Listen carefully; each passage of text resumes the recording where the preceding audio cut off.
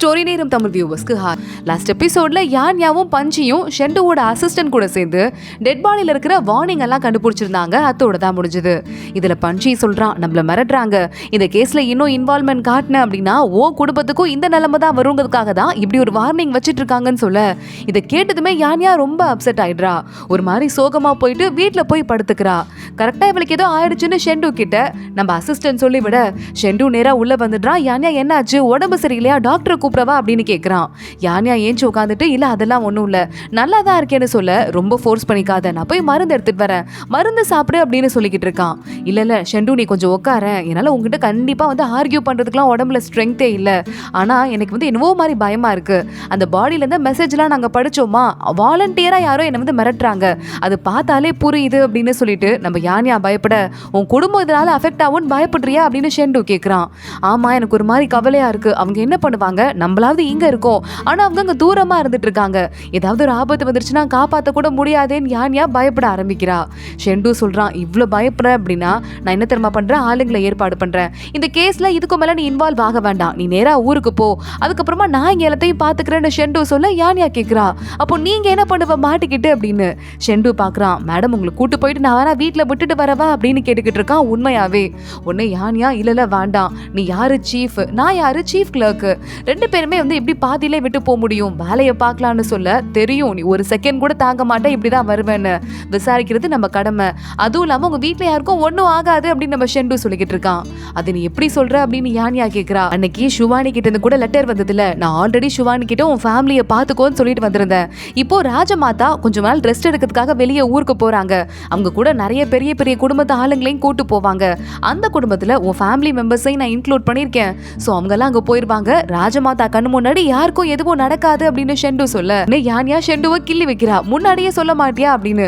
ஷெண்டு வலிக்குது அப்படின்னு கத்திட்டு இவ்வளவு ஸ்ட்ரென்த் வந்துருச்சு அப்படின்னா இதுக்கும் மேல கவலை இல்ல, ஆனா உங்ககிட்ட இன்னொரு விஷயம் சொல்லணும்னு ஆசைப்படுறேன், இங்க ஒருத்தன் தலையில்லாம ஒரு பாடி இருந்ததுல தம்பிக்காரன் கூட கொண்டு இருப்பான்னு யோசிக்கிறாங்கல்ல, அந்த ரெண்டு பேருக்கும் மச்சான் ஒருத்தன் இருக்கான், அவன் வந்துட்டு என்னையா அது கேஸை வச்சு இழுத்து இழுத்துட்டு இருக்கீங்க, குற்றவாளியை கண்டுபிடிச்சிங்களா இல்லையா, கேஸை முடிக்க போறீங்களா இல்லையான்னு கேட்கும் போதே அங்க நம்ம கவர்னர் சொல்லிட்டு இருக்காரு கேஸை பத்தி விசாரிச்சுட்டு இருக்காங்க அப்படின்னு.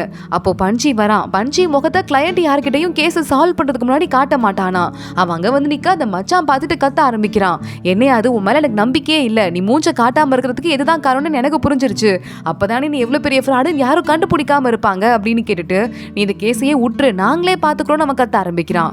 பஞ்சி உடனே நான் குற்றவாளியை கண்டுபிடிக்கிற அளவுக்கு வந்துட்டேன்னு சொல்ல அவங்க உடனே யாருன்னு கேட்டுட்டு இருக்காங்க. இந்த கதையை ஷெண்டு இன்னும் யான்யா கிட்ட சொல்லிக்கிட்டு இருக்கான். அப்போ கவர்னர் ஒரு வழியா அந்த மச்சானை சமாதானப்படுத்தி அங்கிருந்து அமிச்சிட்டு பஞ்சியை கூப்பிட்டு கேட்டிருக்காரு, என்னப்பா கண்டுபிடிச்சியா இல்லையா அப்படின்னு. பஞ்சி உடனே பார்த்துட்டு அந்த ஜூஜு இருக்கான்ல அவன் புது ஸ்டேட்மெண்ட் கொடுத்திருக்கான், அதை மட்டும் நம்ம சப்மிட் பண்ணோம்னா அவனுக்கு கம்மி தண்டனை கிடைக்கும், ப்ளீஸ் அதை சப்மிட் பண்ணி இவனை கொஞ்சம் காப்பாத்துங்க, இந்த கேஸை இதோட முடிச்சு விடாதீங்கன்னு சொல்ல இங்க பாருப்பா இது ஒண்ணு கேபிட்டல் சிட்டி கிடையாது, நினைச்ச நேரத்துக்கு நம்ம நினைச்சதை செய்யறதுக்கு, பார்டர் ஓரமா இருக்கிற நாடு நம்ம, இந்த ஊர்லாம் கொஞ்சம் பார்த்து பத்திரமா தான் இருக்கணும், எல்லாரையும் அனுசரிச்சு தான் போய் ஆகணும், அதனால இந்த ஜூஜு இருக்கான்ல அவனுக்கு தான் எல்லா தண்டனையும் கொடுக்கப்படும், அவனுக்கு மரண தண்டனை உறுதியாயிருச்சு, யாராலையும் ஒன்றும் பண்ண முடியாதுன்னு இந்த கவர்னர் சொல்லிடுறாரு. அட பாவீங்களா, இன்னும் கொஞ்சம் விசாரிச்சா வேற யாராவது மாட்டுவாங்கன்னு பயந்துட்டு ஜூஜுவோடே வச்சு கொல்றீங்களா அப்படின்னு பஞ்சி அங்கிருந்து கேட்டு கிளம்பியிருக்கான். இந்த கதையை நம்ம ஷெண்டு சொல்ல யான்யா பாக்குறா. பஞ்சி கவர்னர் கிட்ட பல்பு வாங்கினா அதை சொன்னா அவன் மேல இமேஜ் கொஞ்சமா குறைச்சுக்குவேன்னு என்கிட்ட சொல்றீங்களா அப்படின்னு கேட்க ஷெண்டு சிரிக்க ஆரம்பிக்கிறான். இல்லையே அப்படிலாம் ஒன்றும் இல்லையே அப்படின்னு. சரி ஓகே, கவர்னர் எதுக்காக அப்படி பண்ணணும், அடுத்தவங்க மனசை புரிஞ்சுக்கிறது அவ்வளோ கஷ்டமா என்ன அப்படின்னு யான்யா கேட்டுட்டு இருக்கா. நான் ஒட்ட சொல்ல வருது ஒன்னே ஒண்ணுதான், மனுஷங்க ரொம்ப காம்ப்ளிகேட்டடா இருப்பாங்க, யார் எப்ப எது செய்வாங்க நம்ப முடியாது, கவர்னர் அப்பாவே நீ நினைச்சிட்டு இருந்த, ஆனா பாத்தியா அவரும் பாலிடிக்ஸ்க்காக அட்ஜஸ்ட் பண்ணிட்டு தான் போறாருன்னு நம்ம ஷெண்டு சொல்ல நீ கவர்னரை நம்புறியா அப்படின்னு யான்யா கேக்குறா. ஷெண்டு சைலண்ட் ஆயிட்டு நான் ரொம்ப ரொம்ப நம்பின ஒரு ஆள் அவரு, இப்பயும் நம்பணும்னு ஆசைப்படுறேன், ஆனா என்னால முடியல அப்படின்னு சொல்லிக்கிட்டு இருக்கான். மாஸ்டரும் எதெல்லாம் சந்தேகப்படணுமோ அதை சந்தேகப்பட்டுன்னு யான்யா கிட்ட சொன்னது அவளுக்கு ஞாபகம் வருது. யான்யா கொஞ்ச நேரம் அப்படியே சோகமாயிடுறா. இன்னொரு பக்கம் நம்ம பஞ்சி இருக்கானே போய் பயங்கரமா குடிச்சிட்டு இருக்கான், ஏதோ ஒரு பேப்பர்லாம் அவன் சப்மிட் பண்ணதுக்கு அதை தூக்கி எல்லாம் எரிஞ்சிருப்பாங்க போல, அதை பத்தி யோசிச்சுட்டு பேப்பர்லாம் பொறுக்கிட்டு நம்ம எப்படி பாவமா வந்தோம் அப்படின்னு நினைச்சு பஞ்சி குடிச்சிட்டு இருக்க. இன்னொரு பக்கம் யான்யா புறாவை எடுக்கிறா, அதுல ஏதோ தூது மாதிரி வச்சு புறாவை பறக்க விடலான்னு பாத்துட்டு இருக்கும் போது பஞ்சி கீழே இருக்கான். யான்யா நீ இங்க என்ன பண்ற அப்படின்னு கேட்டுறான். யான்யா டக்குன்னு அந்த புறாவை பறக்க விட்டுட்டு வேக வேகமா கீழே இறங்கி வரா. பஞ்சியை பார்த்து நீங்க என்னடா பண்ற அப்படின்னு கேட்க நான் சாப்பிட வந்தேன் அப்படின்னு, நீயும் உட்காரு, இந்த கடையில நிறைய ரோஸ்ட் பண்ண புறா ஃபேமஸ் அப்படின்னு சொல்லிட்டு நீயும் கொஞ்சம் குடிக்கிறியான்னு கேட்க, டே ஏன்டா குடிகார மாதிரி இந்த அளவுக்கு குடிச்சிட்டு இருக்க, அறிவு இருக்கா இல்லையா, குடிச்சு குடிச்சு குடிச்சு சோகத்தெல்லாம் மறந்துட முடியுமா அப்படின்னு யானியா கேட்டுட்டு இருக்கா. ஏதாவது புது விஷயம் இருக்கா என்ன அப்படின்னு கேட்க பஞ்சி பாக்குறான். ஸ்டேட்மெண்ட் தான் நான் வாங்கினேன், ஆனா எல்லாமே வேஸ்ட். இந்த ஜூஜு இருக்கான்ல, அவன் கிட்ட போய் நான் ஸ்டேட்மெண்ட் வாங்கினேன். அவன் என்ன தெரியுமா கதை சொன்னா, ரொம்ப நல்லா படிக்கிற பையனா அவன். பெரிய பெரிய ஃபேமிலி கிட்ட எல்லாம் போயிட்டு அவனோட கவிதையை கொடுத்துட்டு என்னாச்சுன்னு கேட்க போனதுக்கு நீலாம் ஒரு ஆளு கவிதை எழுதுறன்ட்டு கவிதையும் வாங்கிட்டு அடிச்சு துரத்தி இருக்காங்க. ஜூஜு பார்த்துட்டு ஒரு கட்டத்துக்கு மேல இந்த மாதிரி சின்ன குடும்பத்து ஆளுங்களாலாம் ஒண்ணுமே பண்ண முடியாதுன்னு முடிவு பண்ணிட்டான். நானும் சின்ன ஃபேமிலில இருந்து வந்திருக்கேன்னு தெரிஞ்சுதான் என்கிட்ட எல்லா உண்மையும் சொன்னா அப்படின்னு அங்க பஞ்சி சொல்லிக்கிட்டு இருக்கான். ஜூஜு பஞ்சியை பார்த்து, இங்க பாருங்க, நான் அதுக்கப்புறம் பெரிய குடும்பத்து ஆளுங்களெல்லாம் பழி வாங்க ஆரம்பிச்சேன். அப்படிதான் அந்த கல்யாண பொண்ணையும் பெரிய குடும்பத்து ஆளு நான் நினைச்சிட்டேன். ஆனா அப்புறம் தான் தெரிஞ்சது அந்த ஆளு ஒரு சாதாரணமா பிசினஸ் பண்ணி பணக்காரரானவர்தான். ஆனா அவர் பையனை பெரிய இடத்துக்கு படிச்சு பெரிய வேலைக்கு அனுப்பணுங்கிறதுக்காக பெரிய ஃபேமிலி ஆள் மாதிரி அவரை ஏமாத்திட்டு இருந்திருக்காரு. அது தெரியாம அந்த பொண்ணை கடத்திட்டோமே தான் நானும் என் அசிஸ்டன்ட்டும் சேர்த்து அந்த பொண்ணை மறுபடியும் விட்டுலான்னு பிளான் பண்ணோம். ஆனா அதுக்குள்ள நாங்க மாட்டிக்கிட்டோம். ஏதோ ஒரு கொலைகாரன் உள்ள வந்துட்டான். எனக்கும் இந்த கொலைக்கும் எந்த சம்மந்தமும் கிடையாது அப்படின்னு எல்லா விஷயத்தையுமே அந்த ஜூஜு சொல்லிட பஞ்சி உடனே இந்த ஸ்டேட்மெண்ட்டை நான் அப்படியே போய் சொல்றேன், உனக்கு தண்டனை குறையும் நினைக்கிறேன் அப்படின்னு அங்க இருந்து கிளம்புறான். உடனே இந்த ஜூஜு பார்த்துட்டு, யோ உனக்கு இந்த கவர்னரை பத்தி தெரியாது, கண்டிப்பா நான் சாகதான் போறேன்னு எனக்கு நல்லாவே தெரியும். ஆனா அதுக்கெல்லாம் எனக்கு பயம் கிடையாது, நீ தான் தெரியாதனமா உளறிக்கிட்டு இருக்க. நான் அடுத்த ஜென்மத்துல படிப்பறிவே இல்லாத ஒரு விவசாயியா பிறந்துடுறேன். கொஞ்சம் கொஞ்சம் படிச்சாதானே இப்படிலாம் அலைய வேண்டியதா இருக்கு. படிப்பறிவே இல்லைன்னா எதுவும் தெரியாம போயிடும்ல அப்படின்னு ஜூஜு புலம்ப ஆரம்பிக்க பஞ்சி ரொம்ப அப்செட் ஆயிட்டு அங்கிருந்து வந்துட்டு இருக்கான். இப்போ அதெல்லாம் உண்மை அப்படிங்கிற மாதிரி தானே இந்த கவர்னரும் பேசியிருக்காரு. நம்மளும் அவங்களும் ஒண்ணுதான் அப்படின்னு அந்த நிலைமையை யோசிச்சுதான் பயங்கரமா பஞ்சி குடிச்சிட்டு இருக்கான். யானியா அவனுக்கு நூடுல்ஸ் வாங்கி கொடுத்து ஒழுங்கா இதை சாப்பிடு, இதுக்கு மேல நீ குடிக்க கூடாது அப்படின்னு சொல்லிட்டு பஞ்சியை சாப்பிட சொல்றா. பஞ்சி சாப்பிட்டுட்டு நிஜமா நல்லா இருக்கு அப்படின்னு சொல்லிக்கிட்டு இருக்கான். இங்க பாருடா, உண்மையாவே ஏழை குடும்பத்துல பாவப்பட்ட குடும்பத்துல பிறந்தவங்க எல்லாம் ரொம்ப தான் மட்டமா ட்ரீட் பண்றாங்கிறது உண்மைதான். ஆனா இன்னைக்காவது ஒரு நாள் மாற்றம் வராதா என்ன? கண்டிப்பா வரும். அதுக்காக நம்மளாம் வெயிட் பண்ணலாம், புரியுதா? எனக்கே உன் தைரியம் ரொம்ப பிடிச்சிருக்கு, இது கண்டிப்பா நிறைய பேருக்கும் பிடிக்கும் அப்படின்னு நம்ம யானியா மோட்டிவேட் பண்ண ஆரம்பிக்கிறா. நூடுல்ஸ் நல்லா இருக்கா இல்ல நீ சொல்ற பேச்சு நல்லா இருக்கான்னு தெரியல, கேட்க நல்லா தான் இருக்கு, நான் சாப்பிடுறேன் அப்படின்னு அவன் படுக்க பஞ்சி சாப்பிட ஆரம்பிக்கிறான். அதே மாதிரி நானும் உன்கிட்ட ஒரு விஷயம் சொல்லணும் அப்படின்னு பஞ்சி, நீ இன்னும் அடி வாங்கினு வச்சுக்கேன், யார்கிட்டையும் மறைக்காத, என்கிட்டயாவது அட்லீஸ்ட் சொல்லு அப்படின்னு சொல்லிக்கிட்டு இருக்கான். நான் அடி வாங்குறேனா, நீ என்னடா தப்பா புரிஞ்சிட்டு இருக்கியா என்ன அப்படின்னு யானியா கேட்கிறா. நெத்தியில உனக்கு காயம் இருக்கு பாரு, ஏற்கனவே அதே மாதிரி இருந்தது. ஷெண்டு வீட்டுல நடந்தது தானே இதுன்னு கேட்க, ஷெண்டு வீட்டுல நடந்தது தான், ஆனா அது அப்படி கிடையாதுடா அப்படின்னு யானியா சொல்ல ஆரம்பிக்கிறா. இல்லடா, எனக்கும் அவருக்கும் பிடிக்காம தான் கல்யாணம் நடந்துச்சு, ஆனா ஷெண்டு நல்ல பையன் தான், நல்ல புருஷன் தான் அப்படின்னு சொல்ல கரெக்டா அந்த பக்கமா வர ஷெண்டு இது எல்லாத்தையும் காதல வாங்கிடுறான். ஆனா யானியா பஞ்சிட்ட, அதுக்கும் மேல எனக்கும் அவருக்கும் ஒரு பிரிப்பு பாண்டிங் எல்லாம் கிடையாது, எப்ப வேணா நாங்க பிரியலாங்கிற நிலைமையில தான் இருக்கோம், அந்த நாள் வந்துட்டு தான் இருக்கு, ஏன்னா அவர் மனசுல வேற ஒரு பொண்ணு இருக்கா, நான் கிடையாது யானியா சொல்றா. ஷெண்டு பாக்குறான், இவ பயங்கரமான ஒரு மிஸ் அண்டர்ஸ்டாண்டிங்ல இருக்கான்னு மட்டும் அவனுக்கு நல்லாவே புரியுது. இங்க யானியாவை அங்க இருக்கிற ஒரு பெரிய லேடி ஒருத்தங்க கூட்டு போயிட்டு இருக்காங்க. அங்க மலையில ஒரு பெரிய ஸ்பா மாதிரி இருக்கு. இங்க இருக்க இந்த ஹாட் ஸ்பிரிங்ல குளிச்சா உடம்புக்கு ரொம்ப நல்லதுங்க, புதுசா கல்யாணம் ஆனவங்க எல்லாரும் இங்க குளிப்பாங்க, மூலிகைலாம் போட்டிருக்கோம், இந்த ட்ரெஸ்ஸை போட்டு கீழே இறங்குங்க அப்படின்னு சொல்ல ரொம்ப தேங்க்ஸ் அப்படின்னு நம்ம யானியாவும் அதுக்குள்ள இறங்கி குளிக்க ஆரம்பிக்கிறா. யாரோ வர மாதிரி சத்தம் கேக்குது. யானியா யாருன்னு ஷாக் ஆயிட்டு பார்த்துட்டு இருக்க. ஷெண்டு நான் தான் வந்திருக்கேன் அப்படின்னு சொல்றான். நீ எதுக்கு இங்க வந்திருக்க அப்படின்னு யானியா பயந்துட்டே கேக்குறா. குளிக்கிறதுக்கு தான், பக்கத்துல இன்னும் ஹாட் ஸ்பிரிங் இருக்கு, ஆனா என் பொண்டாட்டி எங்க விட்டுட்டு நான் எங்கேயாவது போனேன்னா என்னை பத்தி எல்லாரும் தப்பா பேசுவாங்கல்ல, அதனாலதான் வெளியே வேலைக்கார லேடிஸ்லாம் நிக்கிறாங்க, நான் வெளியே போக முடியாது, நானும் உள்ள வரேன் அப்படின்னு ஷெண்டு வந்துட்டு இருக்கான். யானியா ஓரமா போய் ஒளிஞ்சிட்டு இருக்கா. ஷெண்டு வரத பார்த்து நில்லு இன்னும் வரக்கூடாதுன்னு கத்த ஆரம்பிக்கிறா. ஏன் என்ன ஆச்சு அப்படின்னு கேக்குறான். உடனே நீ திரும்பி கண்ணை மூடி நில்லு அப்படின்னு சொல்ல உடனே ஷெண்டுவும் திரும்பி கண்ணை மூடி நிக்க ஆரம்பிக்கிறான். யானியா போயிட்டு ஷெண்டு அவளை பாத்துட கூடாதுன்னு சொல்லிட்டு எல்லா கேண்டிலையும் ஊதிக்கிட்டு இருக்கா. ஊதி முடிச்சுட்டு இப்ப கண்ணை தர அப்படின்னு யானியா சொல்றா.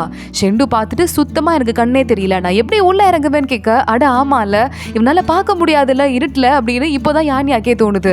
சரி நான் கையை கொடுக்குறேன், என் கையை பிடிச்சிட்டே வா அப்படின்னு யானியா கையை கொடுக்க ஷெண்டுவும் ஒரு மாதிரி இப்படி குத்து மதிப்பா அவ கையை பிடிச்சிட்டு உள்ள இறங்கி போய் உட்காந்துக்கிறான். யானியா ஷெண்டு ரெண்டு பேரும் உள்ள உட்காந்துட்டு இருக்காங்க. என் மனசுல அப்படி யாருதான் இருக்கா அப்படின்னு நம்ம ஷெண்டு கேட்டுற. யானியா பாக்குறா, நான் பேசுறத ஓட்டு கேட்காதுன்னு உனக்கு எத்தனை தடவை சொல்றது, நேரா என்கிட்ட கேட்க வேண்டியதானே அப்படின்னு கேட்டுட்டு இருக்கா. சரி நேராவே கேட்கிறேன், என் மனசுல யார் இருக்கா அப்படின்னு ஷெண்டு கேட்டுட்டு இருக்கான். யாருக்கு தெரியும், பொண்ணுங்கனாலே உனக்கு பிடிக்காது, ஏன்னா உன் அரண்மனையில துணை மனைவி இல்லாதது என்ன, வேலைக்கார பொண்ணுங்களே 1-2 பேர் தான் இருக்காங்க, என்ன பார்த்து கூட நீ சிரிக்கவே மாட்ட, இப்ப பாரு முறைச்சிட்டே இருப்பேன்னு சொல்ல, அதுக்கு காரணம் எனக்கு பொண்ணுங்கனாலே பிடிக்காதுன்னு இல்ல, எனக்கு பிடிச்ச ஒரே ஒரு பொண்ணு இருக்கான்னு அர்த்தம் அப்படின்னு ஷெண்டு சொல்லிக்கிட்டு இருக்கான். சரி தப்பா புரிஞ்சுக்கிட்டேன்ப்பா, உனக்கு பிடிச்ச ஒரு பொண்ணு இருக்கா போதுமா அப்படின்னு கேட்டு யானியா அப்செட் ஆயிடுறா. அந்த பொண்ணை பத்தி நான் உனக்கு சொல்லவா அப்படின்னு கேட்டுட்டு நம்ம ஷெண்டு கதை சொல்ல ஆரம்பிக்கிறான். சின்ன வயசுல நான் அவளை பார்த்தேன், எனக்கு பன்னிக்குட்டியே ஒரு கூட மாதிரி பண்ணி பொம்மையா எனக்கு ஒரு கிஃப்ட் ஒன்று கொடுத்திருந்தா, அதை இப்ப வரைய பத்திரமா வச்சிருக்கேன்னு ஷெண்டு சொல்லிக்கிட்டு இருக்க. உடனே யானியா கண்டிப்பா அந்த ஷூஷு பொண்ணதான் சொல்றான், ரொம்ப பிடிக்கும் போல அப்படின்னு. அவளுக்கு ஒரு மாதிரி அப்செட்டா இருக்கு. நான் வந்துட்டு அந்த ஜெயில இருந்தப்போ டெய்லி நைட் என்ன தேடி வருவா, ஏதாவது ஸ்நாக்ஸ் எனக்கு கொண்டு வருவா, அவளால மட்டும்தான் நான் அங்கிருந்து வெளியே வந்தேன் அப்படின்னு நம்ம ஷெண்டு சொல்லிட்டு அப்படியே அந்த பிளாஷ்பேக்குள்ளேயே போயிட்டு இருக்க. யான்யா கண்ணுல இருந்து கண்ணீரா கொட்ட ஆரம்பிக்குது. இத்தனை நாளா அவன் பேசிட்டு இருக்கிறது நம்மள பத்தி தான் அப்படின்னு யான்யாக்கு தெரியுது. நான் இருட்டிலேயே பாப்பேனா அவ முகம் கூட எனக்கு சரியா ஞாபகம் இல்ல, அவ பேரை கூட நான் கேட்டது இல்ல. ஆனா உன்னை எல்லா பேரையும் சரி பண்ணிட்டு உன்னை கெத்தா வீட்டுக்கு கூட்டு போறேன்டா என்கிட்ட சவால் விட்டுட்டு போனா. அவகிட்ட நான் ஒரே ஒரு விசில் மட்டும் கொடுத்து வச்சிருந்தேன், கழுத்துல போட்டுக்கிற டாலர் மாதிரி. அது தவிர வேற என்கிட்ட எதுவுமே இல்லைன்னு சொல்ல யான்யா அழ ஆரம்பிக்கிறா. அது நம்பலா அப்படின்னு. அப்புறம் திடீர்னு என்னை விட்டு காணாம போயிட்டா. திரும்பி வரேன்னு சொல்லிட்டு போனவ வரவே இல்ல. கொஞ்சம் வருஷத்துக்கு அப்புறமா என்ன ஆனாலோ தெரியலையே நான் யோசிச்சுட்டு இருக்கும் போது எனக்கு பொண்டாட்டியா ஏன் வீட்லயே வந்திருந்தா. அதுதான் விதி போல. ஆனா அவ யாருன்னு எனக்கு அப்ப சரியா தெரியல. அதுக்கப்புறம் தான் கண்டுபிடிச்சேன். இது இன்னும் லேட் ஆயிடலன்னு நினைக்கிறேன் என் காதல அவகிட்ட சொல்றதுக்கு அப்படின்னு நம்ம ஷெண்டு சொல்லிட்டு, இப்ப மட்டும் இல்ல என்னைக்குமே எப்பயோ ஆரம்பிச்சு கடைசி வரைய அவ மட்டும்தான் எனக்கு, வேற யாரும் கிடையாது அப்படின்னு நம்ம ஷெண்டு சொல்ல யான்யா அழுதுட்டே அவனை பாத்துக்கிட்டே இருக்கா. ஷெண்டு அவளுக்கு கிஸ் பண்ண ஆரம்பிக்கிறான். ஒரு வழியா ரெண்டு பேரும் ஒண்ணு சேர்ந்துடுறாங்க. இங்க அவங்க ரெண்டு பேரும் ஹாப்பியா இருந்ததுக்கு அப்புறமா இங்க ஊரை விட்டு கிளம்பி தூரமா எங்கேயோ போயிட்டு இருக்காங்க. ஷெண்டுவை கட்டி பிடிச்சிட்டு யான்யா உட்காந்துட்டு இருக்க. ஷெண்டு கிட்ட யான்யா கேக்குறா, அம்மா அந்த பன்னிக்குட்டி பொம்மை நான் பண்ணதுன்னு உனக்கு எப்படி தெரியும் அப்படின்னு. ஏன்னா யோசிச்சு பார்க்கும்போது ஒரு பொண்ணு மட்டும் தனியா உட்காந்து பொம்மை பண்றாளே நான் குட்டி வயசுலயே பாத்துட்டு இருந்தேன். அப்பா சொல்லி கொடுத்த கடைசி விஷயம் அதுதான் அப்படிங்கறதால அது எனக்கு எப்பவுமே மறக்கவே இல்லை. அப்பதான் நான் ஒரு நாள் அந்த பொம்மையை பார்க்கலான்னு வரும்போது உன்கிட்ட ஷூ வந்துட்டு இந்த பொம்மையை என்கிட்ட கொடுக்குறியான்னு கேட்டா நீயும் அதே மாதிரி கொடுத்துருந்த. நல்ல பொண்ணா இருக்காளேன்னு யோசிச்சேன். அந்த பொம்மையை நான் எப்பவுமே பத்திரமா வச்சிருந்தேன் அப்படின்னு நம்ம ஷெண்டு சொல்லிக்கிட்டு இருக்கான். ஆமா, அதுக்கப்புறம் எங்க அப்பா வந்து அங்க இருந்து கூட்டிட்டு போயிட்டாரு. அப்புறம் உனக்கு என்ன ஆச்சுன்னே தெரியாது. அப்புறம் தான் நீ ஜெயிலுக்கு போனதுக்கு அப்புறமா நான் உன்னை பார்த்தேன் அப்படின்னு யான்யா சொல்லிட்டு இருக்கா. அம்மா நீ ஏன் வரதை நிறுத்திட்ட ஜெயிலுக்கு, என்ன ஆச்சுன்னு ஷெண்டு கேட்க, நாய் வர பாத வழியா தான் நான் வருவேனா, அப்புறமா நான் வரது தெரிஞ்சுட்டு அதை அடைச்சிட்டாங்கன்னு யான்யா சொல்ல ஷெண்டு சிரிக்க ஆரம்பிக்கிறான். அடி பாவே அப்படின்னு. ஆனா நீ வந்ததுக்கு ரொம்ப தேங்க்ஸ், எப்படியும் நீ தானே என்ன கூட்டு போக வந்த, உன்னாலதான் நான் தைரியமா வீட்டுக்கு வந்தேன் அப்படின்னு நம்ம ஷெண்டு சொல்ல யான்யா மறுபடியும் மேல சாஞ்சிட்டு இமோஷனல் ஆயிடுறா. கவர்னரும் பஞ்சியும் வெயிட் பண்ணிட்டு இருக்க. பாக்குறதுக்கு ஷெண்டுவும் யான்யாவும் வராங்க. கவர்னர் சொல்றாரு, உங்களுக்கு இன்னைக்கு விருந்து கொடுக்கலான்னு தான் ஏற்பாடு பண்ணோம், ஆனா பஞ்சி முக்கியமான விஷயத்த சொல்லி வச்சதால விருந்தை நாங்க தள்ளி வச்சுட்டோம்னு சொல்ல ஷெண்டு பஞ்சி கிட்ட என்ன ஆச்சு அப்படின்னு கேக்குறா. அந்த அண்ணனை கொலை பண்ணது தம்பி தான், நம்ம தம்பியை ஜெயில புடிச்சு போட்டிருக்கோம்ல, அந்த கேஸ் விஷயமா கொஞ்சம் தகவல் வந்திருக்கு. யுவான் அப்படின்னு ஒருத்தன் அவங்க அண்ணன் தம்பி கூட ரொம்பவே க்ளோஸ் ஆயிருக்கான். அப்புறமா இவங்க அண்ணன் செத்து போனதுக்கு அப்புறமா நிறைய சொத்து அவனுக்கு வந்திருக்கு. இது எதனாலன்னு கண்டுபிடிச்சு விசாரிக்க போனா வீடை காலி பண்ணிட்டு கிளம்பிட்டானா. ஊர் கதவை இன்னும் மூடல அப்படிங்கறதால அவனை பிடிக்கிறதுக்கு நிறைய சான்ஸ் இருக்கு அப்படின்னு பஞ்சி சொல்ல ஷெண்டு பாக்குறான். நானும் கவர்னரும் போயிட்டு அவனை பிடிக்கிறதுக்கு ஏற்பாடு பண்றோம் அப்படின்னு யான்யாவை பார்த்து, இன்னைக்கு நைட் நான் வரதுக்கு லேட் ஆகும், நீ பார்த்து பத்திரமா இருன்னு சொல்ல சரி ஓகேன்னு யான்யா தலையாடுறா. இவங்க ரெண்டு பேரும் கொஞ்சம் ஆரம்பிக்கிறது பஞ்சிக்கு பயங்கரமா பத்திக்கிட்டு ஏறி ஆரம்பிக்குது. ஷெண்டு போனதும் யான்யா கிட்ட வந்து நம்ம அந்த தம்பி ஜெயில இருக்கான்ல அவனை போய் விசாரிக்கலாமான்னு கேட்க யான்யா ஓகேன்னு சொல்லிடுறா.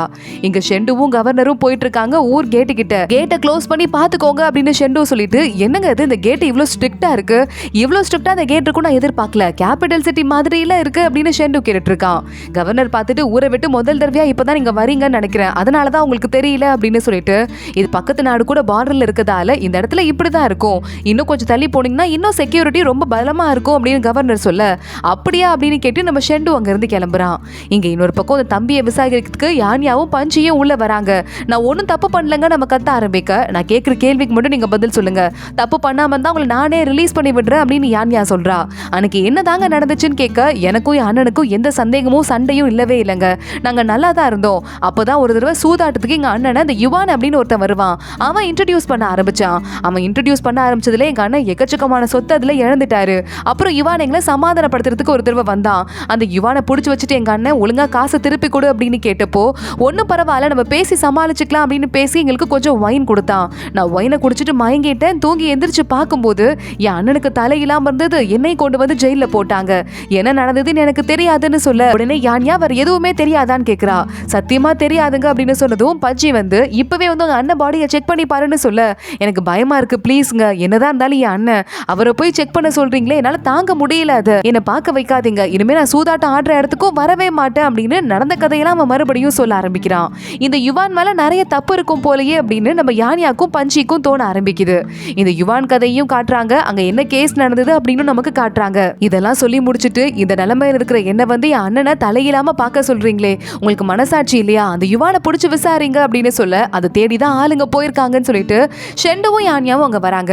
யான்யா அடுத்து ஒரு பையன் மாதிரி வேஷம் போட்டுட்டு இந்த சூதாட்டம் விளையாடுற கிளப் இருக்குல்ல அங்க வந்துடுறா. அங்க வர ஒரு பொண்ணு மேல வாங்க அப்படின்னு கூட்டு போறா ரெண்டு பேரையும். தெரியும். அங்க ஒரு லேடி உட்கார வச்சுட்டு இருங்க உங்களுக்கு என்டர்டெயின்மெண்ட்க்கு ஒரு பொண்ணு அனுப்புறேன் அப்படின்னு சொல்லிட்டு அங்க ஒரு பொண்ணு அனுப்ப யான்யா சுத்தி முத்தி பாக்குறா. அந்த பொண்ணோட ரூம்ல நிறைய கவிதை எல்லாம் எழுதி இருக்கு. உடனே பஞ்சியை பார்த்துட்டு என்னது நீ எழுதி கொடுத்த கவிதை தான் இது, இந்த கிளப் உனக்கு ரொம்ப நல்லா தெரியும் போலயேன்னு கேட்க இங்கேருந்து தான் நான் உனக்கு லெட்டர்லாம் எழுதுவேன் அப்படின்னு பஞ்சி சொல்லிக்கிட்டு இருக்கான். அப்போ ஒரு பொண்ணு உள்ள வரா. அந்த பொண்ணு கவிதை பாடிக்கிட்டே வரா. யான்யா அவளை பார்த்துட்டு கவிதையை விட இந்த பொண்ணு ரொம்ப அழகா இருக்காளே அப்படின்னு சொல்ல அதை விட அழகா இருக்க பொண்ணு என் மனசுல இருக்கா, ஆனா அந்த பொண்ணுக்கு மனசுல நினைக்கிறது தெரிய மாட்டேங்குது அப்படின்னு யான்யாவை பார்த்து சொல்லிக்கிட்டு இருக்கான். அந்த புதுசா பாட வந்த பொண்ணு நான் ஒரு பாட்டு கேட்டேனே எழுதுனீங்களான்னு பஞ்சி கிட்ட கேட்ட பஞ்சி உடனே எடுத்து கொடுக்குறான். அதை பார்த்துட்டு உடனே அந்த கேஸை பத்தி நானும் சொல்றேன், அந்த யுவான் இருக்கானே நானும் நிறைய தடவை பார்த்திருக்கேன், எக்கச்சக்கமான ஏமாத்துக்காரங்க கூட சேர்ந்து சுத்திக்கிட்டு இருப்பான், அப்படிதான் அண்ணன் கூடயும் சேர்ந்து அவன் சொத்தை விலைக்கு வாங்கியிருப்பான்னு நினைக்கிறேன். வாங்கிட்டு அவங்க 2 பேரையும் இந்த சூதாட்டத்துல ஏமாத்திட்டு இவன் பணத்தை எடுத்துட்டு ஓடிட்டான் போல அப்படின்னு சொல்ல பஞ்சி அப்படியாதான் இருக்கணும் அப்படின்னு யோசிக்க ஆரம்பிக்கிறான். யான்யா பாக்குறா இந்த பொண்ணு கூட பஞ்சி அவ்வளவு க்ளோஸ் மாதிரி கூட தெரியல, ஆனா அந்த பொண்ணு உண்மையெல்லாம் வந்து சொல்லிட்டு போறானா அதுக்கு என்ன காரணமா இருக்கும் அப்படின்னு யோசிச்சுட்டு இருக்கா. கரெக்டா அந்த நேரம்னு பார்த்து நம்ம யான்யாவை பார்த்து ஒரு 3 பசங்க உள்ள வராங்க. கிளப்ல ஆடுற பசங்க தான். யான்யா பார்த்துட்டு இருக்கா. பஞ்சி சொல்றான் நீ பொண்ணுங்கிறத கண்டுபிடிச்சிட்டாங்க போல, அதான் ஆம்பளைங்க எல்லாம் உள்ள வந்துட்டு இருக்காங்க, நான் என்ன பண்றது அப்படின்னு கேட்க நம்ம பஞ்சி எனக்கு என்ன தெரியும் அப்படின்னு பார்த்துட்டு இருக்கான். வேணும்னே ஷெண்டுக்கு கோவம் வரட்டும் அப்படின்னு இந்த மாதிரி பண்ணிட்டு இருக்கான். ஆனா கரெக்டா ஷெண்டு உள்ள வந்துடுறான். யான்யாவை கூட்டிட்டு அங்கிருந்து கிளம்பிடுறான். யான்யா சொல்றா நான் யார் பக்கத்துலயும் போவே இல்லப்பா, உண்மைதான் நான் பொண்ணுங்க ரூமுக்கு தான் போனேன் அப்படின்னு சொல்ல எனக்கு உன்னை பத்தி தெரியும், ஆனா இந்த மாதிரி இடத்துல நீ மாட்டக்கூடாது, என்கிட்ட சொல்லிட்டு எந்த இடத்துக்கா இருந்தாலும் போன் எத்தனை தடவை சொல்லியிருக்கேன்னு ஷெண்டு திட்ட ஆரம்பிக்கிறான். சரி இந்த யுவானை கண்டுபிடிச்சிட்டீங்களா விசாரிக்கலாமா அப்படின்னு யான்யா கேட்க கண்டுபிடிச்சாச்சு ஆனா விசாரிக்க முடியாது, ஆல்ரெடி அவனும் செத்து போயிட்டான்னு சொல்ல அவன் பாடியை செக் பண்றதுக்கு யான்யா பஞ்சி நம்ம ஷெண்டு 3 பேரும் போறாங்க. அவன் பாடியிலேயே அதே சென்ஹாவோட கவிதை எழுதியிருக்கு. இதை பார்த்துட்டு இந்த பாடியிலையும் எழுதியிருக்கா, என்னதாயா பார்க்க வராங்கன்னு தெரியலையே அப்படின்னு பார்க்கும்போது யான்யாவிட்ட நம்ம ஷெண்டு சொல்றான் அந்த பையன் ஒரு சாதாரண ஏமாத்துக்கார பிசினஸ் மேன் மட்டும் கிடையாது, அவன் கையை பாரு கத்தி பிடிச்சு பழகின கை, அவங்க கை தான் இப்படி இருக்கும் அப்படின்னு சொல்ல யான்யா அப்ப வெறும் பிசினஸ் மேன் மாதிரி இவன் அடிச்சானா எதுக்காக இருக்கும் அப்படின்னு கேட்டுட்டு இருக்கா. இவன் இந்த மாதிரி கடனை வாங்கி கொடுத்து இவனும் பிரச்சனை எல்லாம் மாட்டிக்கிட்டான். அண்ணன் தம்பிங்க சண்டை தான் போட்டாங்க, ஆனா கடன் கொடுத்தான் பாரு ஒருத்தன் இந்த இடத்த வாங்கிக்கிட்டு, அப்போ அவனுக்கு மட்டும் தான் இந்த விஷயத்திலே லாபம் நடந்திருக்கு, அது அந்த கிளப்புக்காரன், அவன் கிட்ட போய் விசாரிக்கலாமா அப்படின்னு ஷெண்டு கேட்க கரெக்ட் அப்படின்னு யான்யா சொல்லிட்டு இருக்கா. அடுத்த நாள் நம்ம ஷெண்டு யான்யா கிளம்பி ரோட்ல போயிட்டு இருக்கும் போது நடுவுல திடீர்னு தெருவுல ஒரு சண்டை நடக்குது. அந்த ஆளு கால விழுந்து ஷெண்டுவை பிடிச்சிட்டு என்ன காப்பாத்துங்கன்னு கத்த ஆரம்பிக்க போய் கவர்னர் ஆபீஸ்ல கம்ப்ளைண்ட் கொடுங்கன்னு யான்யா சொல்றா. அட ஆமா இல்ல கரெக்ட் அப்படின்னு சொல்லிட்டு அந்த பையனோட இடுப்புல ஒரு பேட்ச் கூட இருக்கு. அதை பார்த்துட்டு யான்யா நீங்க யாரு அப்படின்னு கேக்குறா. சாரிங்க நாங்க வழி தவறி வந்துட்டோம், வேற பாதையில போறோம் அப்படின்னு அந்த ஆளு விறுவிறுன்னு ஓடுறான்.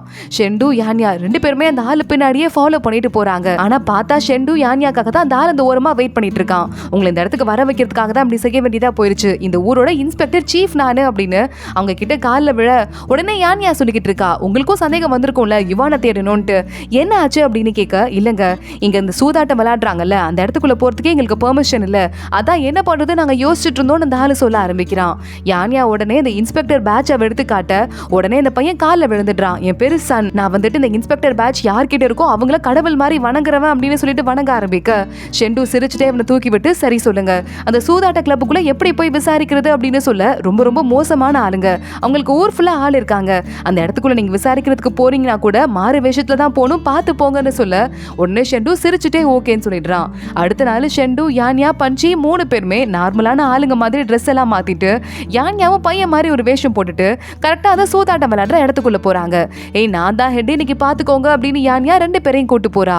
உள்ள நேரா போனதுமே ஒரு டேபிள்ல உட்காந்து சிக்னல் கொடுக்கணுமா, அப்பதான் அந்த சூதாட்டம் விளையாடுற கிளப்புக்குள்ள விடுவாங்களாம். கப்ப காஃபி ஊத்துறதுக்கு வரும்போது திருப்பி தலைகீழா வைக்கணுமா, அதே மாதிரி வச்சதும் அந்த ஆளு கூப்பிடுறான் உள்ள வாங்க போலாம் அப்படின்னு. இந்த 3 பேரும் உள்ள போறாங்க. பார்த்தா உள்ள ரகசியமா பெருசா சூதாடுற கிளப் ஒன்று இருக்கு. யான்யா மாஞ்சு எட்டி பார்த்துட்டு இருக்கா, அவளுக்கு எட்டவே இல்ல. ஷெண்டு வந்து அங்க இருக்கிற ஆளுங்க எல்லாம் தள்ளி விட்டுட்டு யான்யாவை உள்ள போக விடுறான். யோ நான் பெட்டு வைக்கிறேன் அப்படின்னு யான்யா சொல்லிட்டு ஷெண்டு கிட்ட கையை நீட்ட ஷெண்டு காசு கொடுக்குறான், ஒரு பெரிய காசு. அதை வாங்கிட்டு யான்யா பெட்டு வைக்கிறா. டைஸை சுத்தும் போதே உள்ள ஏதோ ஃப்ராடு பண்றாங்க அப்படிங்கறத ஷெண்டு கண்டுபிடிச்சிடுறான். டேபிள் கீழே பாக்குறான், ஏதோ நூல் மாதிரி வச்சு அந்த ஆளு லைட்டா வந்து இடிக்கிற வேலையை பாக்குறான். அதனால அந்த டைஸ் அவங்களுக்கு பிடிச்ச நபருக்கு சுத்திடுது. ஷெண்டு அதை பார்த்துட்டு லைட்டா இங்க காலை மிதிச்சு இதை கீழே பாரு அப்படின்னு சிக்னல் காட்ட உடனே பஞ்சிக்கும் புரிஞ்சு போயிருது. இங்க இந்த நேரம் அடுத்து பெரிய காசை பெட்டு வைக்க ஆரம்பிக்கிறா யான்யா. இந்த நேரத்துல ஷெண்டு சிக்னல் கொடுக்க பஞ்சி ஐயோ வயிறு வலிக்குதேன்னு கீழே குனிற மாதிரி குனிஞ்சு அந்த ஒயர் ஒன்று போயிட்டு இருக்குல்ல அதை கட் பண்ணி விட்டுடுறான். மறுபடியும் அடுத்த தடவை நம்ம யான்யா நான் தான் பெட்டு வைப்பேன் அப்படின்னு வச்சுட்டு இப்போ ஓபன் பண்ணுங்கன்னு சொல்ல என்னடா நூல் அருந்துருச்சு போலயே இந்த ஆளு பயப்பட ஆரம்பிக்கிறான். கரெக்டா ஓபன் பண்றாங்க. நம்ம யான்யா பெரிய அமௌண்ட் ஜெயிச்சிடுறா. நாங்க ஜெயிச்சிட்டோம் அப்படின்னு சொல்ல நல்ல அதிர்ஷ்டம் இருக்க போலவே இன்னொரு கேம் விளையாடலாம்ல அப்படின்னு மறுபடியும் அந்த ஆளு கூப்பிடுறான். இல்ல முடியாது, நாங்க ஆல்ரெடி ஜெயிச்சிட்டோம், என்கிட்ட எல்லா காசையும் கொடுங்க அப்படின்னு யானியா கேட்க, இல்லங்க எங்க சீஃப் உங்ககிட்ட கொஞ்சம் பேசணுமா, கொஞ்சம் மாடிக்கு போயிட்டு வாங்க அப்படின்னு 3 பேரையும் பார்த்து அந்த ஆளு சொல்றான். உடனே இந்த சீஃபும் மேல இருந்து கூப்பிடுறாரு, வாங்க வாங்க ப்ளீஸ் வாங்க அப்படின்னு. இவங்க 3 பேரும் உள்ள போக மேல ஒரு சீக்ரெட் ரூம் இருக்கு. அதுக்குள்ள ஏன் இடத்துல ஜெயிச்சுட்டு காசோட போக பாக்குற அப்படின்னு ஒருத்தனோட கையை வெட்டி விட்டு அவன் அங்க இருந்து அனுப்புறாங்க. யானியாக்கு புரிஞ்சிருது, இங்க விளையாடுறவங்களுக்கு தான் கையை காலில் வெட்டி விட்டு அனுப்புறாங்க, அவங்களுக்கு ஏதோ மருந்து கொடுத்துருவாங்க போல, அமினிஷியால அவங்களும் ஏதோ பேய் தான் கடிச்சிருச்சு நினைச்சிட்டு இருக்காங்க, இந்த இடம் தான் காரணம் அப்படின்னு சொல்லிட்டு இருக்கா. ஷெண்டு எப்படி ஆக்ஷன் எடுக்கலான்னு பாக்குறதுக்குள்ள யானியா அவசரப்பட்டு ரொம்ப திமிரா டேபிள் மேல காலை வச்சுட்டு, ஏன்டா ஃப்ராடு நாயே, ஒழுங்கா எல்லா காசையும் என்கிட்ட குடுறா, நான் ஜெயிச்சது தானே இதுன்னு கேட்க ஆரம்பிக்கிறா. ஷெண்டுவே ஷாக் ஆயிடுறான். யானியாக்கு என்னாச்சு, பைத்தியம் எது பிடிச்சிருச்சா அப்படின்னு. ஹே கொஞ்சம் அடக்கமா நடந்துக்க மாட்டியான்னு அந்த கடைக்காரன் கேட்க, நான் எதுக்கட அடக்கமா நடந்துக்கணும், காலை வெட்டுவியா, ஆலை மூஞ்சை பாரு, நான் ஜெயிச்ச காசுக்கு காலை வேற கொடுத்துட்டு போகணுமா, காசை கொடுக்க போறியா இல்லையா அப்படின்னு கேட்க அவன் ரொம்ப திமிருத்தனமா பக்கத்துல வந்துட்டு இருக்கான். அப்போ கவர்னர் ஆளுங்கெல்லாம் வந்திருக்காங்க அப்படின்னு தகவல் வருது. சோ அந்த ஆளு நேரா கிளம்பி வெளியே போயிட்டு இங்க இருக்கிறவங்க எல்லாம் பாத்துக்கோங்கன்னு அடியாளுங்க கிட்ட சொல்லிட்டு போறான். யானியா அந்த ஆளை பார்த்துட்டு இந்த பக்கம் திரும்புறதுக்குள்ள ஷெண்டு ஒரு செகண்ட்ல ஏறி அத்தனை பேரையும் அடிச்சு போட்டு டேபிள்ல கெத்தா ஹீரோ மாதிரி நிக்கிறான். யானியா வாயை பொளந்து பார்த்துட்டு இருக்க, பஞ்சி பாக்குறான் ஹீரோயிசத்தை காட்டி அந்த பிள்ளைய இன்னும் கரெக்ட் பண்ணதுக்கு ட்ரை பண்ணிக்கிட்டு இருக்கான் அப்படின்னு. அப்போ கவர்னர் ஆளுங்க அரெஸ்ட் பண்ணிட்டு போயிட்டாங்க அப்படின்னு ஷெண்டுவோட அசிஸ்டன்ட் உங்க உள்ள வரான். யானியா இப்பதான் பொளந்த வாயை மூடுறா, பரவாயில்லையே ஷெண்டு மாசு போல அப்படின்னு சொல்லிட்டு. கவர்னர் இங்க வந்துட்டு நம்ம யானியாவையும் ஷெண்டுவையும் பார்த்து, ஏன் இடத்துல சூதாட்ட கிளப் வச்சு நடத்துறாங்கிறது எனக்கு தெரியாம போச்சு, என்ன கேவலமான விஷயம், இவ்வளவு இல்லீகலான விஷயத்தை செஞ்சுட்டு இருக்காங்க, இங்க வந்ததால கண்டுபிடிக்க முடிஞ்சது, உங்க 2 பேருக்கும் பெரிய தேங்க்ஸ், இந்த கேஸை நான் பாத்துக்கிறேன்னு சொல்ல ஷெண்டுவும் யானியாவும் அங்க இருந்து கிளம்பிடுறாங்க. யானியாவும் ஷெண்டுவும் தூங்கிட்டு இருக்காங்க, ஏதோ சத்தம் கேக்குதுன்னு 2 பேரும் எந்திரிக்கிறாங்க. யானியா வெளியே போறதுக்கு ட்ரை பண்ண ஷெண்டு நீ இங்கே இருன்னு சொல்லிட்டு அவன் வெளியே போறான். பார்த்தா யாரோ சண்டை போடுறதுக்கு வந்துட்டு இருப்பாங்க போல, ஷெண்டுக்கும் அந்த ஆளுக்கும் சண்டை நடக்க ஆரம்பிக்குது. அந்த ஆளு பார்த்தா கையில ஒரு வளைஞ்ச கத்தி, ஒரு கர்வ்டு கத்தி வச்சுதான் சண்டை போட்டாங்கன்னு யானியா படிச்சால, அது இவன் தான் அப்படின்னு தெரிஞ்சுட்டு கையில ஒரு குட்டியூண்டு கத்தியை வச்சுட்டு எதுவும் ஆயிடக்கூடாதுன்னு வேண்டிட்டு இருக்கா. ஷெண்டு ஃபைட் பண்ணி முடிச்சுட்டு அவனை பிடிக்கலாம் அப்படின்னு வரும்போது ஷெண்டுவோட கண்ணில் மண்ணை தூவிட்டு அந்த ஆளு ஓடி போயிடுறான். ஷெண்டு பாக்குறான், என்கிட்ட இருந்து எஸ்கேப் ஆயிட்டான் அப்படின்னு நினைக்கும் போதே தூரமா யாரோ கத்துற மாதிரி சத்தம் கேக்குது. ஷெண்டு வேகமா உள்ள வந்து பார்த்தா நம்ம கவர்னரோட அசிஸ்டன்ட் ஒருத்தர் இருப்பான்ல பீஜு அப்படின்னு சொல்லிட்டு, அவன் அப்படியே ரத்த வெள்ளத்துல துடிச்சிட்டு இருக்கான். அப்போ யானியா வந்துடுறா, நரம்பெல்லாம் நறுக்கிட்டு போயிருக்காங்க, இந்த பையன் வழியில துடிக்கிறான்னு சொல்ல கவர்னரும் அங்க வந்துடுறாரு. நான் கண்டிப்பா சும்மா விட மாட்டேன், உனக்காக பழி வாங்கியே தீருவேன் அப்படின்னு சொல்லிட்டு, நீ கொலகார மூஞ்ச பாத்தியான்னு கேட்க அந்த ஆளு நான் பார்க்கல, எனக்கு ரொம்ப வலிக்குது, என்ன கொன்னுருங்கன்னு கத்த ஆரம்பிக்கிறான். ஷெண்டுவை பாக்குறான், ப்ளீஸ் என்ன கொன்னுடுங்க அப்படின்னு சொல்ல ஷெண்டுவே வந்து சரி இதுக்கு மேல வழியில துடிக்க வேண்டாம் அந்த பையனை கொன்னுடுறான். உன் குடும்பத்தை ஏன் குடும்பம் மாதிரி நான் காப்பாத்துவேன், கவலையே படாதன்னு கவர்னர் சொல்ல அந்த பையன் செத்து போனதால நம்ம யானியாக்கு மனசு கஷ்டமா இருக்கு, ஏன்ச்சு ஆள ஆரம்பிச்சிடுறா. இல்ல எனக்கு ஒரு மாதிரி இருக்குன்னு யானியா சொல்ல ஷெண்டு உடனே பார்த்துட்டு ஒண்ணும் இல்ல, சீக்கிரம் சரியா போயிடும், சீக்கிரம் கெட்டவனை புடிச்சிடலாம் அப்படின்னு சமாதானப்படுத்த ஆரம்பிக்க அதோட தான் இந்த எபிசோட் முடியுது. லாஸ்ட் எபிசோட்ல கவர்னரோட அசிஸ்டன்ட் கொலை பண்ணியிருந்தாங்க. கவர்னர் ரொம்பவே அப்செட் ஆயிருந்தாரு. அந்த சீனோட தான் முடிஞ்சது. இந்த எபிசோட்ல கவர்னர் நம்ம ஷெண்டுவையும் யானியாவையும் பார்த்து, இந்த பையன் அனுபவிச்ச கஷ்டத்தை அந்த கொலைகாரனுக்கும் அனுபவிக்காம நான் விட மாட்டேன், இந்த பையனோட அப்பா மலை மேல தனியா வீடு கட்டி வாழ்ந்துட்டு இருக்காரு, புறா வளர்க்கிட்டு அமைதியா வாழ்ந்துட்டு இருக்காரு, அவருக்கு போய் இன்ஃபர்மேஷன் சொல்றேன் அப்படின்னு அங்கிருந்து கிளம்ப யானியா மறுபடியும் பீச்சுவை திரும்பி பாக்குறா. டக்குன்னு யோசிக்க ஆரம்பிக்கிறா, புறா வளர்க்குறாங்களா, இந்த இடத்துல யாரோ ஒரு தூதுவர் ராஜமாதாக்கு இருந்துதான் இங்க நடக்கிற விஷயத்தெல்லாம் ராஜமாதா அங்க உட்காந்துட்டே தெரிஞ்சுக்கிறாங்க. அதே மாதிரி ராஜமாதா உன் வாழ்க்கையில ஒரு புறா ஒண்ணு வரும், நீ அங்க போனதும் அப்புறம் அதுகிட்ட நீ ஏதாவது குறிப்பு இருந்தா கொடுத்து விடுன்னு சொன்னாங்க. அதே மாதிரிதான் நான் ஆல்ரெடி ஒரு புறால இன்ஃபர்மேஷன் வச்சு ராஜமாதாக்கு அனுப்புனேன். அப்போ இந்த பையன் தான் ராஜமாதாவோட ஆளா, அந்த விஷயம் தெரிஞ்சு போய் தான் இவனை கொன்னுட்டாங்களா அப்படின்னு யானியா யோசிச்சுட்டு ஷெண்டுவை பார்த்து, ஷெண்டுவை ஏன் இறந்து போனான்னு எனக்கு தெரியும், ஆனா என்னால உன்கிட்ட சொல்ல முடியாது அப்படின்னு சொல்லிக்கிட்டு இருக்கா. ஷெண்டு உடனே சரி பரவாயில்ல, உன்னால சொல்ல முடியாட்டி சொல்ல வேண்டாம் அப்படின்னு சொல்ல, யானியா நீ என்ன நம்புறியா, உனக்கு வாழ்க்கையில ரொம்ப முக்கியமானவங்களுக்கும் எனக்கும் நடுவுல சண்டை வந்தா நீ என்ன நம்புவியா அப்படின்னு கேட்க ஷெண்டு பாக்குறான், என் வாழ்க்கையில முக்கியமே நீதான், உனக்கு அப்புறம் தான் யாரா இருந்தாலும் அப்படின்னு சொல்லிடுறான். யானியா அழுதுட்டே ஷெண்டுவை கட்டி பிடிச்சுக்கிறா. இங்க இன்னொரு பக்கம் யானியா ஷெண்டு பஞ்சி 3 பேர் விசாரிக்கிறதுக்கு வந்து ஊர் ஓரமா உட்காந்துட்டு இருக்காங்க. அப்போ எல்லையெல்லாம் க்ளோஸ் ஆயிருக்கு, மக்களே அதிகமா இல்ல. அப்ப அந்த பக்கம் போற ஒரு ஆளை பிடிச்சு பஞ்சி எங்க யாருமே இல்லைன்னு கேட்க, அதுவா அவங்களுக்கு தெரியாத விஷயம், மறுபடியும் அந்த பேய் வந்து ஒருத்தனை கொன்றுச்சான், அதுவும் கவர்னரோட அசிஸ்டன்ட்டையே கொன்றுச்சான், அதான் ஊர்ல காக்கா கூட இல்லைன்னு சொல்ல யானியா பாக்குறா, கவர்னர் ஆபீஸ்ல நடந்த கொலை நமக்கு தான் தெரியும், ஆனா அதுக்குள்ள எப்படி சாதாரண மக்களுக்கு எல்லாம் கூட தெரிஞ்சதுன்னு சொல்ல இந்த விஷயம் தீயா பரவுது அப்படின்னு அங்க பஞ்சி சொல்லிக்கிட்டு இருக்கான். ஒரு முக்கியமான விஷயம் வாங்க அப்படின்னு வேகமா நம்ம ஷெண்டுவை கூப்பிட 3 பேருமா மின்னல் வேகத்துல கிளம்பி போறாங்க. பார்த்தா ஊருக்குள்ள ஏதோ பேய் நிகழ்ச்சி மாதிரி நடத்திட்டு இருக்காங்க, பேய் ஓட்டுற சம்பவம் மாதிரி. அங்க பொண்ணுங்களை கொஞ்சம் பேரை கடத்தி வச்சு கழுத்துக்கிட்ட கத்தியும் வச்சிட்டு இருக்காங்க. அதை நம்ம ஷெண்டு பார்த்துட்டு இருக்கான். என்ன பண்றீங்க விடுங்கன்னு சொல்ல மேல ஒருத்தர் முகமூடி போட்டு வந்து, எல்லாரும் பார்க்க வேண்டியவங்களா வந்துட்டாங்க, ஃபங்க்ஷன் ஆரம்பிச்சிட வேண்டியதான்னு சொல்ல உடனே யான்யா கத்த ஆரம்பிக்கிறா. அறிவு இருக்கா இல்லையா, சென்ஹாவோட ஆளா இருந்துட்டு ஆளுக்கு அங்கங்க கொண்டுகிட்டு இருக்கீங்க, அந்த பொண்ணுங்களை விடுங்க அப்படின்னு சொல்ல உடனே இந்த பொண்ணுங்களை கொல்றதுக்கு ஆளுங்க போயிட்டு இருக்காங்க. அப்பன்னு பார்த்து கவர்னர் அங்க வந்துடுறாரு. ஏன் அப்பாவி பொண்ணுங்களை கடத்தி கொல்றீங்க, விட போறீங்களா இல்லையா அப்படின்னு கேட்கிறாரு. கவர்னர் உங்களுக்காக தான் வெயிட் பண்ணிட்டு இருக்கேன், இந்த பொண்ணுங்களை விடணும்னா என்கிட்ட ஒன்னே ஒண்ணுதான் இருக்கு, இந்த கேஸை இதுக்கு மேல நீங்க விசாரிக்க கூடாது, இதுவரையே நடந்ததெல்லாம் கண்டுக்காம விட்டுட்டு போயிட்டே இருக்கணும், அப்ப இந்த பொண்ணுங்களை விட்டுடுறேன்னு சொல்ல அப்படியெல்லாம் விட முடியாது, எவ்வளவு பேர் இறந்து போயிருக்காங்க, அந்த கேஸை எப்படி விட முடியும்னு கவர்னர் கேட்கிறாரு. அந்த பொண்ணுங்களை கொல்றதுக்கு உடனே இந்த முகமூடிக்கார உத்தரவு போடுறான். ஷெண்டு போய் தடுத்து நிறுத்திடுறான். கொல்லுங்க, அங்க இருக்கிற அத்தனை பேரையும் கொல்லுங்கன்னு முகமூடிக்கார ஆணையை போட்டுட்டு அங்கிருந்து ஓட ஆரம்பிக்க கரெக்டா அப்பன்னு பார்த்து கவர்னர் நீங்க யாரையும் விடாதீங்க, கெட்டவங்க அத்தனை பேரையும் கொல்லுங்கன்னு ஆணை போட்டுறாரு. சண்டை பயங்கரமா ஆரம்பிக்குது. ஷெண்டு யானியாவை எடுத்துட்டு ஓட பஞ்சி பின்னாடியே ஓடிக்கிட்டு இருக்கான். ஆனா அப்பயும் பஞ்சி மேல ஒரு அம்பு ஒண்ணு பட்டுருது. ஷெண்டு ஓரமா யானியாவை போய் நிறுத்திட்டு என்ன ஆச்சுன்னு கேட்க பஞ்சி அம்பு பட்டுருச்சு, ஆனா அதுல விஷம் இருக்குங்கிறதால ரொம்ப கஷ்டம், இப்பவே ட்ரீட்மெண்ட் பார்க்கணும்னு யானியா ட்ரீட்மெண்ட் ஆரம்பிக்கிறா. ஷெண்டு பார்த்துட்டு இருக்கான். நீங்க பத்திரமா வெளியே வந்துடாதன்னு சொல்லிட்டு அங்கிருந்து வேகமா உள்ள ஓடிக்கிட்டு இருக்கான். பார்த்தா நேரா கவர்னர் கழுத்திலேயே கத்திய வச்சுட்டு அண்ணா ப்ளீஸ் போது நிறுத்துங்க, இதோட நிறுத்திடுங்க, உங்க பொண்ணு வந்திருந்தா இப்படிதான் அடிச்சுட்டு சாப்பிடணும் அவ எதிர்பார்த்திருப்பாளா, சண்டையை தடுத்து நிறுத்தணும் தான், ஆனா அதுக்காக எல்லா மக்களையும் கொண்டு தடுத்து நிறுத்தக்கூடாது, போதும் ஸ்டாப் பண்ணுங்கன்னு சொல்ல என் பொண்ணை பத்தியா சொன்ன அப்படின்னு உடனே இந்த கவர்னர் பார்த்து அம்பு விடாதீங்க நிறுத்துங்க அப்படின்னு சொல்லிடுறாரு. சோ எல்லாருமே நிறுத்திடுறாங்க. ஆனா இந்த நேரம் பார்த்து நம்ம ஷெண்டு களத்துல ஒரு விசில் சத்தம் கேக்குது. யானியாக்கு சின்ன வயசுல ஷெண்டு கொடுத்தாலும் அந்த டாலர் விசில் அந்த சத்தம். ஷெண்டு வேகமா யானியாக்கு ஏதோ ஆபத்து அப்படின்னு அங்கிருந்து தேடிக்கிட்டே ஓடுறான். அங்கங்க ஏதோ கிழிஞ்ச ட்ரெஸ் எல்லாம் கிடக்கு. யானியாவை கடத்திட்டு போனவங்க தான் அதை போட்டுக்கணும்னு ஷெண்டு பின்னாடியே ஓடிட்டு இருக்கான். யானியா கண்ணு முழிச்சு பாக்குறான். அந்த முகமூடிக்காரன் தான் ரகசியமா இடத்துக்கு கூட்டு போயிருக்கான். இதான் சென்ஹாவோட சீக்ரெட் பிளேஸ் போல அப்படின்னு யானியா கண்டுபிடிக்கிறா. அவன் முகமூடியை கழட்டி காட்டுறான். பார்த்தா அந்த சூதாட்டம் ஆடுற கிளப் இருக்குல்ல, அந்த கிளப்போட ஓனர் இருந்தான்ல அந்த ஆள் தான். யோ நீதானா, நீதான் அந்த அண்ணனை கொண்டுட்டு தம்பி மேல பழிய போட்டிருக்க, இன்னும் நிறைய பேரை கொண்டு உங்க உடம்புல இருந்து ஒவ்வொரு ஆர்கனா திருடி இருக்கன்னு கேட்க உடனே ஆமா அதெல்லாம் நான் தான் பண்ணேன், ஆனா அது சும்மா சாதாரண காரணத்துக்காக கிடையாது, இவ்வளவு பெரிய தப்புலாம் திரும்ப அவங்க பண்ணிருக்காங்க, உருப்படாதவனுங்க, அதுக்காக தான் பண்ணேன், ஏன்னா ஒரு முக்கியமான ஆள் திரும்பி உயிரோட வரணும் அதுக்காக தான் சொல்ல என்னையா பண்ற, ஒருத்தங்களை கொன்னா இன்னொருத்தங்க எப்படி உயிரோட வருவாங்கன்னு யானியா கேக்குறா. உன்னை கொல்லும் போது தெரியும் நம்ம கையில ஒரு கத்தி எடுத்துட்டு யானியாவை கொல்ற மாதிரி வர மின்னல் வேகத்துல நம்ம ஷெண்டு பறந்து வரான். ஆனா அவன் வரது தெரிஞ்சுட்டு அங்க இருக்கிற கேண்டில் எல்லாத்தையும் ஆஃப் பண்ணிட்டு அந்த முகமூடிக்கார அங்க இருந்து எஸ்கேப் ஆயிடுறான். யானியா பாக்குறா. ஷெண்டு நீ எப்படி வந்த அப்படின்னு கேட்டுட்டு இருக்கும் போது உள்ள ஃபுல்லா ஒரு பெரிய ஓட்டோ ஒன்னு ஓபன் ஆயிட்டு அது ஃபுல்லா இருந்து ரொம்ப விஷம் இருக்கிற பாம்பா வந்துகிட்டே இருக்கு. யானியா சொல்றா ஷெண்டு நிறைய பாம்பு வருது, 100க்கும் மேல வருதுன்னு சொல்ல ஷெண்டு உடனே பின்னாடி வா அப்படின்னு அவளை பாதுகாப்பா நிறுத்திட்டு இருக்கான். அப்பன்னு பார்த்து பின்னால இருந்து ஒரு பாம்பு வர ஷெண்டு நீ பார்த்து அப்படின்னு யானியா ஷெண்டுக்கு முன்னாடி நிக்கிறா. ஷெண்டு அவளை பிடிச்சி ஒரு இழுத்துட்டு அந்த பாம்பை கொண்டுட்டு என்னைக்கா இருந்தாலும் என்ன காப்பாத்த உன் உயிரை பணைய வைக்கவே கூடாது புரியுதா அப்படின்னு சொல்லிட்டு அவளை தூக்கிட்டு அங்க இருந்து பறக்க ஆரம்பிக்கிறான்.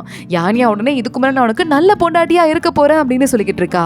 இங்க அந்த முகமூடிக்காரன் கிளம்பி வந்தான்ல, நேரா வந்துட்டு யாருக்காகவோ வெயிட் பண்றான். அப்போ முகத்தை மூடிட்டு ஒரு ஆள் வராரு. அது யாருன்னு நல்லா பார்த்துட்டு நல்ல வேலை வந்துட்டீங்களா, காசு கொடுங்க ப்ளீஸ், போதும் இதுக்கு மேல எனக்கு இந்த இடத்துல வேலை கிடையாது அப்படின்னு சொல்ல காசுலாம் ரெடி ஆயிடுச்சு பக்கத்துல வா அப்படின்னு அந்த ஆளு கூப்பிட்டு அந்த கிளப் ஓனர் கழுத்துலயே ஒரு ஊசியை குத்திடுறான். உடனே ஏதோ விஷத்தால பாதிக்கப்பட்டு எதுவும் பேச முடியாம கீழே விழுந்துட்டு இருக்க அந்த ஊசியால குத்துனது யாருன்னு பார்த்தா கவர்னர் தான். நீ எதுக்கு என்ன குத்துன அப்படின்னு அவன் கேட்க வரான். ஆனா அவனால எதுவுமே பேச முடியல. கவர்னர் ஆளுங்களை கூப்பிட்டு பாருங்க கெட்டவன் மாட்டிக்கிட்டான், இவனை கூட்டிட்டு போங்க அப்படின்னு சொல்ல உடனே அவனையும் கூட்டிட்டு போயிடுறாங்க. கவர்னர் அங்கிருந்து கிளம்பி போயிட்டு இருக்கான். யானியா உட்காந்து ஏதோ பயங்கரமா சீரியஸா மருந்து சாப்பாடு ரெடி பண்ணிக்கிட்டு இருக்கா. இங்க இன்னும் 2 பக்கம் அசிஸ்டன்ட்டும் குட்டியும் கூட உட்காந்து ரெடி பண்ணிட்டு இருக்காங்க. பார்த்தா பஞ்சி சேர்ல கால் மேல கால் போட்டு ஒய்யாரமா உட்காந்துட்டு இருக்க. அசிஸ்டன்ட்டும் குட்டியும் சாப்பாடு கொண்டு வராங்க. விதவிதமா சாப்பாடு ரெடி ஆயிடுச்சு, இதெல்லாம் சாப்பிட்டு உடம்ப தேத்துன்னு சொல்ல இதெல்லாம் யானியா எனக்காக கஷ்டப்பட்டு தனியா சமைச்சுதா அப்படின்னு பஞ்சியே பெருமையா கேட்கிறான். யானியா 2 மணி நேரமா சமைக்கிறாங்க தான், ஆனா அது உனக்கு இல்ல ஷெண்டுக்கு, இது நாங்க சமைச்சதுன்னு அசிஸ்டன்ட் அங்கிருந்து கிளம்ப பஞ்சிக்கு கொஞ்சம் சோகமாயிடுது. யானியா சூப் ரெடி பண்ணிட்டு சாப்பிடுங்க அப்படின்னு நம்ம ஷெண்டு கிட்ட போய் கொடுக்க கையில அடிபட்டிருக்குன்னு ஷெண்டு சொல்லிடுறான். யானியா ஊட்டி விட ஆரம்பிக்கிறா. ஷெண்டுவை பார்த்துட்டு யானியாக்கு இப்பதான் ஒரு டவுட் வருது, என்னது கையில கூட உங்களால சாப்பிட முடியாதான்னு கேட்க நல்ல பொண்டாட்டியா இருப்பேன்னு சொல்லி 3 நாள் தான் ஆகுது, அதுக்குள்ளேயா மேடம்க்கு அழுத்து போச்சுன்னு ஷெண்டு கேட்டுட்டு இருக்கான். ஆமா அந்த பாம்பு சத்தமே இல்லாம வந்தது, அதை உங்களால வெட்ட முடிச்சதுன்னு எனக்கு தெரிஞ்சு உனக்கு கண்ணு நல்லா தெரியுது, எப்ப தெரிஞ்சது ஏன் என்கிட்ட சொல்லவே இல்லைன்னு கேட்க கொஞ்ச நாளாவே எனக்கு இருட்டுல கண்ணு நல்லா தான் தெரியுது, நீ கொடுக்குற மருந்து வேலை செய்ய ஆரம்பிச்சு கொஞ்ச நாள் ஆச்சுன்னு சொல்ல யானியா யோசிச்சு பாக்குறா. அன்னைக்கு தண்ணியில குளிக்கும் போது கூட இதை நான் எவ்வளவு ஃபேக்கா ஆக்ட் பண்ணிருக்கான், எதுவுமே பார்க்காத மாதிரி நடிச்சிட்டு இருக்கான் அப்படின்னு திட்டிட்டு நீயே குடி அப்படின்னு சண்டை போட்டுட்டு இருக்க. கரெக்டா ஷெண்டுவோட அசிஸ்டன்ட் உள்ள ஓடி வந்துடுறான். ஷெண்டு முறைச்சிட்டே சொல்லி தொலை அப்படின்னு சொல்ல அந்த ஆளு மாட்டிக்கிட்டானா கிளப்புக்காரன். ஆனா அவனை கூட்டு போயிட்டு மரண தண்டனை கொடுக்க போறாங்களா நம்ம சொல்லிட ஷெண்டு யானியா அசிஸ்டன்ட் எல்லாரும் கிளம்பி போறாங்க. அங்க கவர்னர் பார்த்துட்டு இருக்காரு. இவன் தான் எல்லா தப்பையும் பண்ணான்னு தெரிஞ்சிருச்சு, அவனை புடிச்சிட்டு வந்தாச்சு, மரண தண்டனை கொடுக்க போறோம்னு சொல்ல இன்னும் கொஞ்சம் விசாரிக்கணும்னு யான்யா சொல்றா. ஆனா மக்கள்லாம் ரொம்ப பயந்து போயிருக்காங்கல்ல, நிறைய பேர் இறந்ததால இல்ல கொல்லுங்க கொல்லுங்கன்னு கத்த ஆரம்பிக்கிறாங்க. கவர்னர் பாக்குறான், இப்பவே கொண்டு போடுங்கன்னு சொல்ல யான்யா நடுவுல குறுக்க வரா. கொல்லாதீங்க விசாரிக்கணும்னு சொல்றா. மக்கள்லாம் திட்டிட்டு அவ மேலேயே குப்பை எடுத்து அடிக்கிறாங்க. ஷெண்டு உடனே யான்யாவை காப்பாத்த ஆரம்பிக்கிறான். இந்த நேரம்னு பார்த்து நம்ம ஷெண்டுவும் அந்த கவர்னரை தடுத்து நிறுத்த இங்க இன்னொரு பக்கம் வேகமா நான் வந்து ஒரு உண்மையை சொல்ல போறேன் அப்படின்னு வேகமா அந்த மாஸ்க்குக்காரன் எந்திரிக்கிறான். ஆனா பக்கத்துல நிக்கிறவன் அவன் கையில இருக்கிற வேலை வச்சு அவன் கழுத்துலயே ஒரு போடு போட்டுற அந்த பையன் மாஸ்க்குக்காரன் கெட்டவன் அங்கேயே செத்து போயிடுறான். மக்கள்லாம் சூப்பர் சூப்பர் அப்படின்னு கத்த ஆரம்பிக்கிறாங்க. கவர்னரும் கேஸ் முடிஞ்சிருச்சு அங்கிருந்து கிளம்பி போயிடுறாரு. யான்யா பயங்கர கோவத்தோட ஷெண்டுவை பார்க்க ஷெண்டு அதுக்கும் மேல கோவமா இருந்துட்டு இருக்கான். இங்க நம்ம யூஜினுக்கு இந்த விஷயம்லாம் தெரிய வருது. சரி பரவாயில்ல அப்படின்னு என்னதான் இருந்தாலும் சோகமா இருந்தாலும் இது ஒரு பெரிய பானையில இருக்கிற ஒரு சொட்டு தண்ணி தான், இதுக்கப்புறம் இன்னும் நிறைய ஆக்ஷன் இருக்கு, ஒவ்வொன்னா பொறுத்து பார்க்க தானே போறாங்க அப்படின்னு சொல்லிட்டு சொர்க்கமே என்ன எதிர்த்து வந்தாலும் நானும் சொர்க்கத்தை எதிர்த்து நிப்பேன் அப்படின்னு லூஜின் கத்த ஆரம்பிக்கிறான். இங்க யான்யா ஷெண்டு உட்காந்து பேசிட்டு இருக்காங்க. பக்கத்துல இந்த புது இன்ஸ்பெக்டர் ஹெட் ஒருத்த வந்தால அவனும் உட்காந்துட்டு இந்த கேஸ் இப்போதைக்கு முடிகிற மாதிரி தெரியலங்க, கவர்னர் எதுக்காக இவ்வளவு அவசரப்படணும் அப்படின்னு பேசிக்கிட்டு இருக்க, எனக்கும் இதுல சந்தேகம் இருக்க மாதிரி இருக்கு, ஆனா எப்படி சந்தேகப்படுறது எப்படி கண்டுபிடிக்கிறதுன்னு ஒன்னும் புரியல ஞானியா சொல்றா. ஷெண்டு அப்ப வேகமா ஓடி வரான். மக்கள்லாம் ரொம்ப ஹாப்பியா இருக்காங்க, ஏன்னா வந்து அந்த கொலைகாரன் செத்து போயிட்டான் அப்படிங்கறதால. ஆனா அந்த பொண்ணுங்கெல்லாம் கடத்தப்பட்டாங்கல்ல, அவங்க இன்னும் அவங்க வீட்டுக்கு திரும்பவே போகலையா, எப்படினாலும் கவர்னர் கொண்டு போய் வீட்டுல விட்டுருந்துருக்கணும் தானே, ஏன் விடலன்னு தெரியலன்னு அசிஸ்டன்ட் சொல்லிட்டு இருக்க ஷெண்டு பாக்குறான். என்னது யாருமே போலையா அப்படின்னு யானியா பாக்குறா. அதுல இந்த ஒரு பொண்ணு இருந்தால, அதான் அந்த பொண்ணு பஞ்சிக்கு கூட ஹெல்ப் பண்ணிட்டு கிளப்ல இருந்தாலே, அந்த பொண்ணை பார்க்கும்போது எனக்கு டவுட் வந்துச்சு, கவர்னரோட வீட்டுல ஒரு ஓவியம் இருந்ததுல அவரோட பொண்ணு ஓவியம், அந்த மாதிரி அந்த பொண்ணு இருக்காளே அப்படின்னு. இதுல ஏதோ கண்டிப்பா கவர்னருக்கு சம்பந்தம் இருக்குன்னு யானியா சொல்றா. சரி வா அதையும் போய் செக் பண்ணி பாத்துடலாம் அப்படின்னு ஷெண்டு அங்க இருந்து யானியாவை கூட்டிட்டு கிளம்புறான். இங்க பார்த்தா அந்த கிளப்ல ஒரு பொண்ணு இருந்தால, அந்த பொண்ணு காலில் விழுந்து அழுதுட்டு இருக்கா. அந்த மாஸ்க் போட்டு ஒருத்த வந்து நிக்கிறான். கவர்னர் ப்ளீஸ் என்ன விட்டுருங்க கவர்னர், எனக்கு சாகிறதுல விருப்பம் இல்லைன்னு சொல்ல அந்த முகமூடியை கலட்டி பார்த்தா உண்மையாவே கவர்னர் தான் இருக்காரு. ஓ அப்படியா, விருப்பம்னா என்ன பண்றது அப்படின்னு அவர் பேசிட்டு இருக்கும் போதே திடீர்னு அந்த இடத்துல இருக்கிற வெளிச்சம் எல்லாம் அணைஞ்சு போகுது. யாரோ அட்டாக் பண்ண வந்திருக்காங்கன்னு தெரியுது. பார்த்தா நம்ம ஷெண்டுவோட ஆளுங்க தான் வந்துட்டு இருக்காங்க. அங்க கவர்னர் கிளப்ல இருக்கிற அந்த பொண்ணை மட்டும் எடுத்து வச்சுட்டு மடியில போட்டுட்டு உனக்கு ஏதாவது ஆயிருச்சா அப்படின்னு கேட்க, மத்த பொண்ணுங்களுக்குலாம் கூட ஏதோ பயங்கரமா ட்ரீட்மெண்ட் கொடுத்திருக்காங்க போல. நம்ம ஷெண்டுவோட ஆளுங்க போய் இந்த பொண்ணுங்களுக்குலாம் மருந்து கொடுக்குறாங்க சரியாகணும் அப்படிங்கிறதுக்காக. என்ன நடக்குதுங்க அப்படின்னு நம்ம ஷெண்டு பாக்குறான். அப்ப அந்த கிளப்ல இருக்கிற பொண்ணு கவர்னர் கிட்ட ஏதோ பொண்ணு பேச, இல்ல இந்த பொண்ணு வந்து வேற ஏதோ பேசுறா, இவ்ளோ பலி கொடுத்தும் என்னோட பொண்ணோட ஆத்மா இந்த பொண்ணுக்குள்ள வரவே இல்லை அப்படின்னு சொல்லிட்டு இந்த கவர்னர் புலம்ப ஆரம்பிக்கிறான். அப்பதான் நம்ம ஷெண்டுக்கு புரியுது, பொண்ணை திருப்பி செத்து போன பொண்ணை கூட்டு வரணுங்கிறதுக்காக தான் கவர்னர் முட்டாள்தனமா எல்லா வேலையும் பண்ணிட்டு இருக்கான் அப்படின்னு. சீனியர் என்ன பண்றீங்க, செத்து போன ஒருத்தங்க மறுபடியும் வர முடியாதுன்னு சொல்ல, உனக்கு என்ன தெரியும் எவ்வளவு கேவலமான மிருகங்க தெரியுமா அந்த மனுஷங்க, ஏதோ இதுல 5 பேரை கொண்டு என் பொண்ணை திரும்ப கொண்டு வரேன்னு சொல்லிட்டு நீ ரொம்பவே வருத்தப்படுற, ஆனா எவ்வளவு கேவலமா தெரியுமா என் பொண்ணை கஷ்டப்படுத்தி கொன்னாங்க அப்படின்னு கவர்னர் பிளாஷ்பேக்கு போயிடுறான். அப்போ ஒரு தடவை நம்ம ஷூஷுவும் கவர்னரும் சேர்ந்து இந்த ஊருக்கு முதல் தடவையா வரும்போது அப்போ ஒரு இடத்துல ரெஸ்ட் எடுக்கலாம் அப்படின்னு ஊருக்கு வெளியே நிக்கிறாங்க. கவர்னர் மத்தவங்க எல்லாமே போயிட்டு ஆளாளுக்கு வேலையை பார்க்க இந்த பொண்ணு ஷூஷு நின்னுட்டு இருக்கால, கரெக்டா அப்போ ஒரு பிரெக்னென்டான பொண்ணு கீழே வந்து விழற மாதிரி இருக்காளேன்னு சொல்லிட்டு நான் ஹெல்ப் பண்றேன்னு அந்த பொண்ணு உள்ள கூட்டு போறா.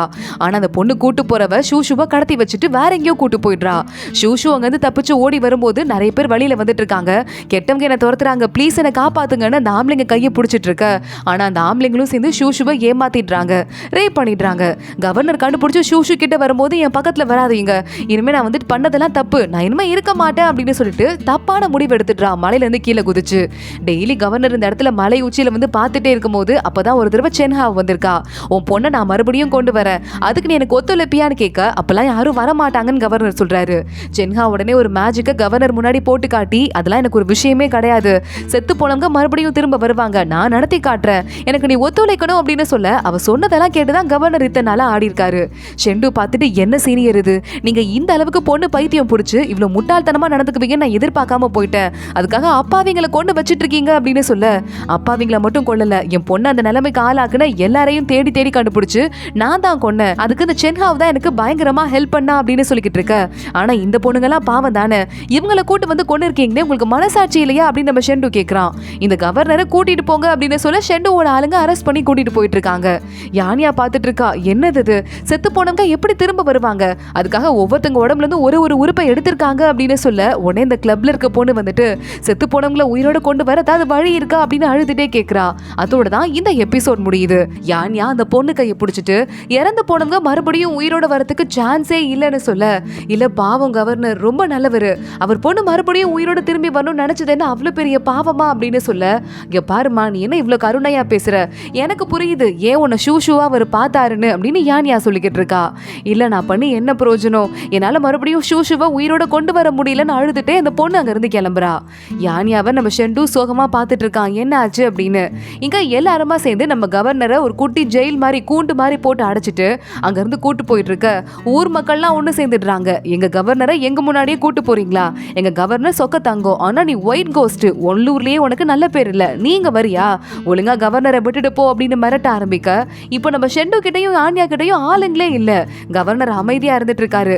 கரெக்டா ஷெண்டுவையும் யானியாவையும் உங்களை அட்டாக் பண்ணலான்னு வரதுக்குள்ள அங்க அந்த இன்ஸ்பெக்டர் ஹெட் இருக்கான்ல அந்த பையன் வந்துடுறான். ஷெண்டுவையும் யானியாவையும் பார்த்து நான் உங்களை பத்திரமா கூட்டு போறேன், ஆனா கண்டிப்பா கவர்னரை கூட்டு போறதுக்கு இவங்க விட மாட்டாங்கன்னு சொல்ல, சரி நம்ம முதல்ல இங்க இருந்து போலாம் அப்படின்னு ஷெண்டு யானியா அந்த இன்ஸ்பெக்டரோட அங்க இருந்து கிளம்பிடுறாங்க. ஷெண்டு யானியா அந்த இன்ஸ்பெக்டர் 3 பேருமா காட்டுக்குள்ள உட்காந்து பேசிட்டு இருக்காங்க.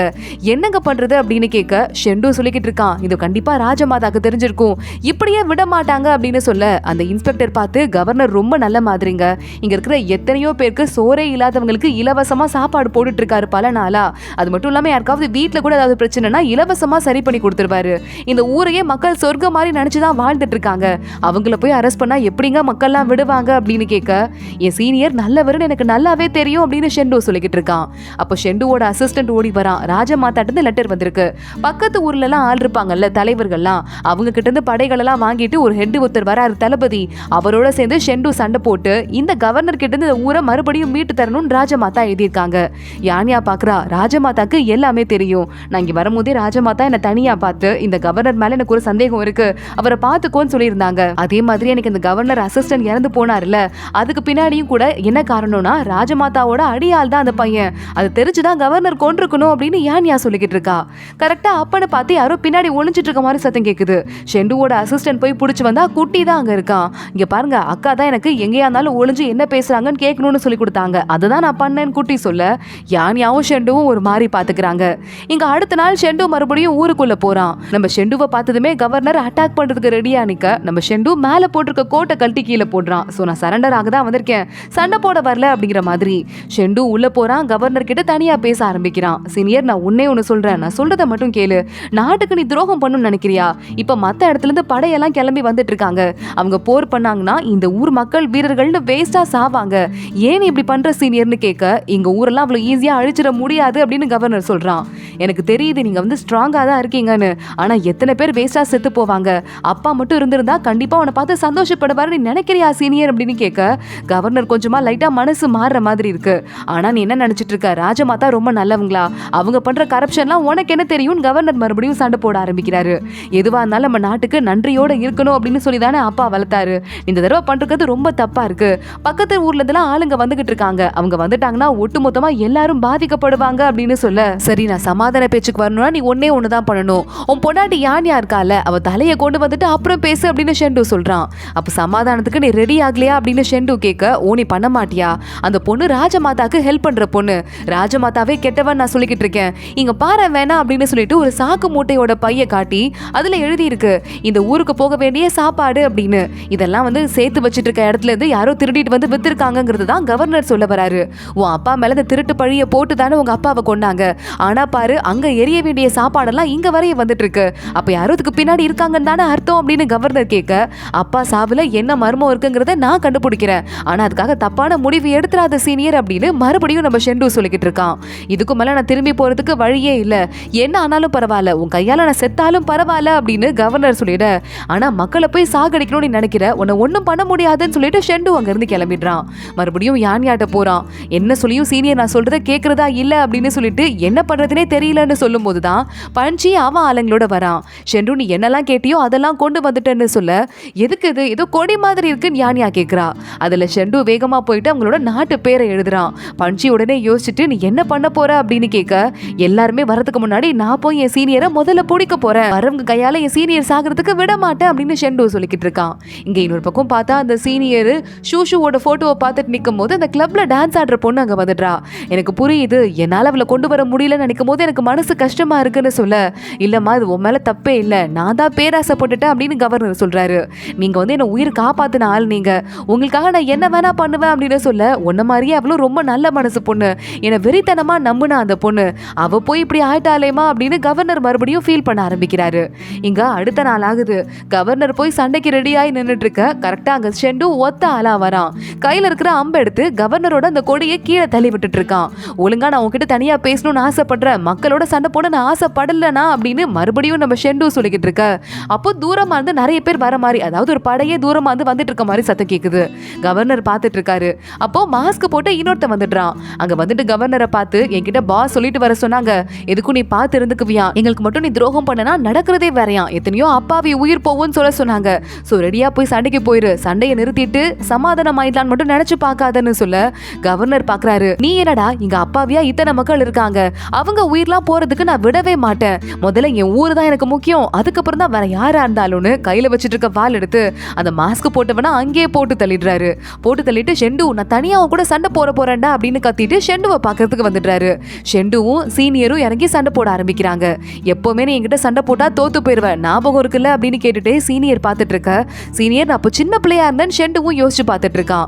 அப்போ சீனியர் நம்ம ஷெண்டுக்கு சொல்லி கொடுத்துட்டு, பரவாயில்லையே சொல்லி கொடுக்கறதுலாம் சட்டுன்னு புரிஞ்சுக்கிறியே அப்படின்னு பாராட்ட வர பண்ணிருக்காரு. இப்பயும் அதே மாதிரி சண்டை நடக்குது. இந்த சண்டையில கூட்டத்துக்குள்ள ஒரு பொண்ணு முகத்தெல்லாம் அப்படியே மறைச்சிட்டு நின்று பார்த்துட்டு இருக்கா என்ன நடக்க போகுதுன்னு. அந்த பொண்ணு யாரும் நமக்கு இன்னும் காட்டவே இல்லை. இந்த நேரத்துல பார்த்தா ஷெண்டு கிட்ட சீனியர் தோத்து போயிடுறான். எனக்கு வயசாயிடுச்சு போல, முன்ன மாதிரி என்னால சண்டை போட முடியல அப்படின்னு சீனியர் சொல்ல, எல்லாருக்கும் வயசாகிறது தான் சகஜம் தானே, அதே மாதிரியே நானும் பயங்கர பலசாலி ஆயிட்டேன் அப்படின்னு நம்ம ஷெண்டு சொல்லிக்கிட்டு இருக்கும் போதே அந்த கூட்டத்துல ஒரு பொண்ணு இருந்தால அந்த பொண்ணு வேகமா நம்ம சீனியரை பார்த்து ஒரு பெரிய ஆயுதத்தை விட்டு எறிகிறா, இப்பயே கொன்றணும் அப்படின்னு. நம்ம ஷெண்டு வேகமா அதை தள்ளி விட்டுறான். அங்கிருந்து திரும்பி பார்த்தா அதுக்குள்ள அந்த பொண்ணு எஸ்கேப் ஆயிட்டு இருக்கா. பாத்தி இல்ல நீ என்கிட்ட சண்டை போட வந்த, ஆனா அதுக்குள்ள ஒன்ன கொல்றதுக்கு ஆள் வந்துட்டாங்க, அவங்களுக்கா நீ உண்மையா இருக்கு அப்படின்னு நம்ம ஷெண்டு கேட்டுக்கிட்டு இருக்க. சீனியர் பார்த்துட்டு சிரிக்கிறாரு. சரி வா போலாம் அப்படின்னு அந்த சீனியரை கூட்டு போயிட்டு ஒரு ஜெயில் மாதிரி இடத்துல தங்க வச்சுட்டு ஷெண்டு பார்த்துட்டு இருக்கான். நாட்டு பேர் போட்டு கொடியை காட்டுறான். நான் நம்பிட்டேல, நான் முட்டாள் இல்ல அப்படின்னு சீனியர் சொல்லிக்கிட்டு இருக்காரு. ஏன்னா பக்கத்து நாட்டுல இருந்து இன்னும் ஆளுங்கெல்லாம் வரவே இல்லையா படையெல்லாம். நம்ம யான்யா குட்டி அப்புறம் மத்தவங்க எல்லாம் சேர்ந்துட்டு படை வேகமா வந்தா எப்படி ஒரு எஃபெக்ட் இருக்குமோ அதே மாதிரி எஃபெக்ட், கொடியெல்லாம் பறக்கிற மாதிரி ஒரு எஃபெக்ட் தூரமா இருந்து கொடுத்துருக்காங்க. இதை பார்த்துட்டு தான் சீனியர் நம்பி படை தான் வருது போல, மக்கள்லாம் பாவம் அப்படின்னு மனசு மாறிட்டாரு. சீனியர் எனக்கு தெரியும் நீ என்னதான் பண்ணாலும் மக்களுக்கு ஆபத்து வருதுன்னா அதை செய்ய மாட்டேன்ட்டு, அதனாலதான் அதை வச்சு உன்னை ஏமாத்தின. இப்ப மக்கள் சேஃபா தானே இருக்காங்க, நீயும் நிம்மதியா தான் இருப்ப அப்படின்னு சொல்லிட்டு சீனியர் இப்பயாவது ராஜமாதா கிட்ட வந்து உண்மையை ஒத்துக்கோ, உனக்கு ஒன்னும் நடக்காது அப்படின்னு சொல்ல, இல்ல அவங்க சும்மா விட மாட்டாங்க அப்படின்னு சீனியர் சொல்லிக்கிட்டு இருக்கான். கரெக்டா அந்த நேரம் பார்த்து ஜெயிலுக்குள்ள அப்படியே இந்த பூச்சியா பறந்து வருது. ஷெண்டு வர கடுப்புல அப்படியே நெருப்பு சட்டி ஒண்ணு தள்ளி விட்டு அந்த பூச்சியெல்லாம் அடிச்சு சுக்கு நூறு ஆக்குறான். இறந்து போனவங்க வர வாய்ப்பே இல்ல, ஏன் இந்த மந்திர பூச்சியே திரும்பி வரதுக்கு வாய்ப்பே இல்ல, இதை புரிஞ்சுக்கோ சீனியர் அப்படின்னு சொல்லிட்டு இருக்க. இங்க பாரு, என் பேரை யாரோ யூஸ் பண்ணி உன்னை ஏமாத்தி இங்க கூட்டு வந்துட்டு இருக்காங்க, ராஜமாதாவை ஏமாத்துறாங்களான்னு எனக்கு தெரியாது, ஆனா நீ பார்த்து இருந்துக்கோன்னு சொல்ல, யார் அந்த மாதிரி பண்ணணும் அப்படின்னு நம்ம ஷெண்டு கேட்டுட்டு இருக்கான். அது எனக்கு தெரியாதுன்னு சீனியர் வாயை மூடிட்டு இருக்காரு. என்னதான் இருந்தாலும் நீ என்னோட சீனியர், என் குடும்பம் அது என்னைக்குமே மாறாது, எனக்குன்னு இருக்குது சின்ன குடும்பம் தான் சொல்லிட்டு நம்ம ஷெண்டு மேல போட்டிருக்க அந்த கோட்டு தூக்கி சீனியருக்கு போத்தி விட்டுட்டு அங்கிருந்து வெளியே போயிடுறான். இங்க சீனியரை கூட்டிட்டு எல்லாரும் கிளம்புற நேரத்துல அப்ப அந்த பொண்ணு கிளப்ல ஆடுற பொண்ணு இருக்கால, அங்க பின்னாடியே வந்துடுறா. யான்யா அவளை பார்க்க போறா. நான் அவரை பார்க்கணும், ஒரே ஒரு தடவை என்ன பாக்குறதுக்கு விடுறியா, கவர்னரை பார்த்துட்டு வரேன்னு சொல்ல, நீ எதுக்காக வந்திருக்க, என்னமோ எனக்கு சந்தேகமா இருக்கு அப்படின்னு யான்யா கேக்குறா. அந்த பொண்ணு வேகமா கட்டி பிடிச்சிட்டு ப்ளீஸ் ஹெல்ப் பண்ணு அப்படின்னு சொல்லிக்கிட்டு யான்யா கழுத்துல கத்தி வச்சுட்டு, நான் வந்துட்டு பார்த்தே ஆகணும் கவர்னரை, ஏன்னா நான் சும்மா விட மாட்டேன் அப்படின்னு சொல்லிட்டு பக்கத்துல வந்துட்டு இருக்கா. கவர்னர் அவளை பார்த்துட்டு நீ இப்படிலாம் பண்ணக்கூடாது அப்படின்னு சொல்ல யான்யா அந்த பொண்ணு விட்டுடுறா. கவர்னர் கிட்ட போயிட்டு, நீங்க பாருங்க நீங்க என்ன எப்போ காப்பாத்துனீங்க தெரியுமா அப்படின்னு பிளாஷ்பேக்கை போட்டு காட்ட ஆரம்பிக்கிறா. இந்த ஷூ இருக்கால, இந்த புது ஷூ அவளையும் ரேப் பண்றதுக்கு கெட்டவங்க எல்லாம் கடத்தி கூட்டு போகும்போது நம்ம கவர்னர் அந்த பொண்ணை காப்பாத்தி கூட்டு வந்து அதுக்கப்புறமா வீட்லயே தங்கி படிக்க வச்சு எழுத சொல்லி கொடுத்து எல்லாத்தையுமே பண்ணிருக்காரு.